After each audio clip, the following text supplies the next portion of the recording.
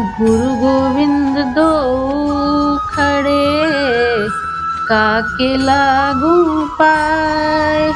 बलिहारी गुरु आपने, गोविंद दियो बताए।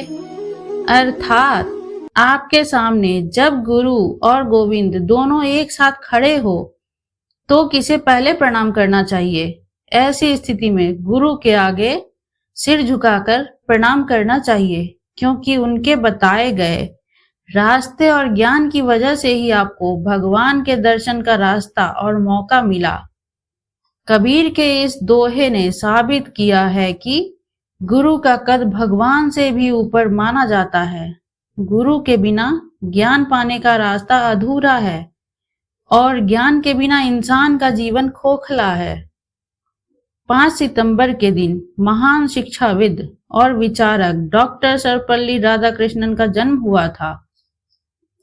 भारत के शिक्षा क्षेत्र में राधाकृष्णन का बहुत बड़ा योगदान रहा है। राधाकृष्णन का मानना था कि एक शिक्षक का दिमाग देश में सबसे बेहतर दिमाग होता है। सन 1962 में जब वे राष्ट्रपति बने थे, तब कुछ शिष्य और प्रशंसक उनके पास गए थे। उन्होंने उनसे निवेदन किया था कि वे उनके जन्मदिन को शिक्षक दिवस के रूप में मनाना चाहते हैं। उन्होंने कहा, मेरे जन्मदिन को शिक्षक दिवस के रूप में मनाने से निश्चय ही मैं अपने को गौरवान्वित अनुभव कराऊंगा। तब से 5 सितंबर सारे देश में शिक्षक दिवस के रूप में मनाया जा रहा है। डॉक्टर सर्वपल्ली राधाकृष्णन अपनी बुद्धिमत्तापूर्ण व्याख्याओं, आनंददायी अभिव्यक्ति और हंसाने गुदगुदाने वाली कहानियों से अपने छात्रों को मंत्रमुग्ध कर दिया करते थे। वे छात्रों को प्रेरित करते थे कि वे उच्च नैतिक मूल्यों को अपने आचरण में उतारें। वे जिस विषय को पढ़ाते थे, पढ़ाने के पहले स्वयं उसका अच्छा अध्ययन करते थे। दर्शन जैसे गंभीर विषय को भी वे अपनी शैली की नवीनता से सरल और रोचक बना देते थे।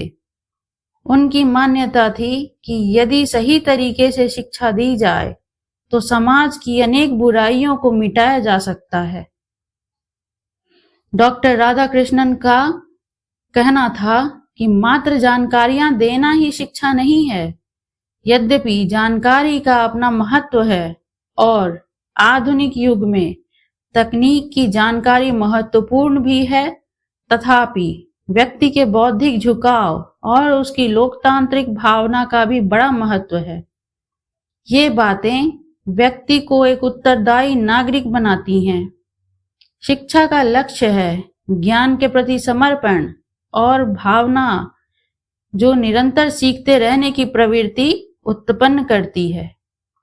वह एक ऐसी प्रक्रिया है जो व्यक्ति को ज्ञान और कौशल दोनों प्रदान करती हैं तथा इनका जीवन में उपयोग करने का मार्ग प्रशस्त करती हैं।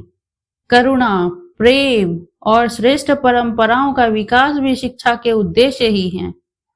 वे कहते थे कि जब तक शिक्षक शिक्षा के प्रति समर्पित और प्रतिबद्ध नहीं होता और शिक्षा को एक मिशन नहीं मानता, तब तक अच्छी शिक्षा की कल्पना नहीं की जा सकती। उन्होंने अनेक वर्षों तक अध्यापन किया। एक आदर्श शिक्षक के सभी गुण उनमें विद्यमान थे। उनका कहना था कि शिक्षक उन्हीं लोगों को बनाया जाना चाहिए जो सबसे अधिक बुद्धिमान हो। शिक्षक को मात्र अच्छी तरह अध्यापन करके ही संतुष्ट नहीं हो जाना चाहिए। उसे अपने छात्रों का स्नेह और आदर अर्जित करना चाहिए। सम्मान शिक्षक होने से ही नहीं मिलता, उसे अर्जित करना पड़ता है। वे कहते थे कि विश्वविद्यालय गंगा यमुना के संगम की तरह शिक्षकों और छात्रों के पवित्र संगम हैं। बड़े बड़े भवन और साधन सामग्री उतने महत्वपूर्ण नहीं होते जितने महान शिक्षक। विश्वविद्यालय जानकारी बेचने की दुकान नहीं है। वे ऐसे तीर्थ स्थल हैं जिनमें स्नान करने से व्यक्ति को बुद्धि, इच्छा और भावना का परिष्कार और आचरण का संस्कार होता है। विश्वविद्यालय बौद्धिक जीवन के देवालय हैं। उनकी आत्मा है ज्ञान की शोध। वे संस्कृति के तीर्थ और स्वतंत्रता के दुर्ग हैं। उनके अनुसार उच्च शिक्षा का काम है साहित्य, कला और व्यापार व्यवसाय को कुशल नेतृत्व उपलब्ध कराना। उसे मस्तिष्क को इस प्रकार प्रशिक्षित करना चाहिए कि मानव ऊर्जा और भौतिक संसाधनों में सामंजस्य पैदा किया जा सके। राधा कृष्णन एक महान शिक्षाविद, विचारक, भारत के पहले उपराष्ट्रपति और दूसरे राष्ट्रपति थे। साधारण रहन सहन और उच्च विचार राधा कृष्णन के जीवन का मूल मंत्र था, जिसकी वजह से वे एक श्रेष्ठ गुरु कहलाए। डॉक्टर सर्वपल्ली राधाकृष्णन कहते थे, मात्र जानकारी देना शिक्षा नहीं है। शिक्षा का लक्ष्य है ज्ञान के प्रति समर्पण की भावना और निरंतर सीखते रहने की प्रवृत्ति।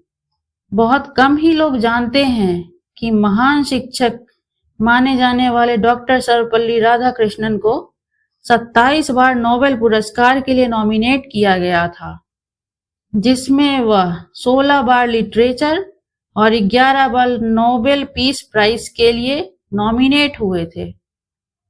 अगर यह कहानी आपको अच्छी लगी हो तो लाइक एवं सब्सक्राइब करें और इस कहानी से क्या शिक्षा मिली कमेंट में जरूर लिखें।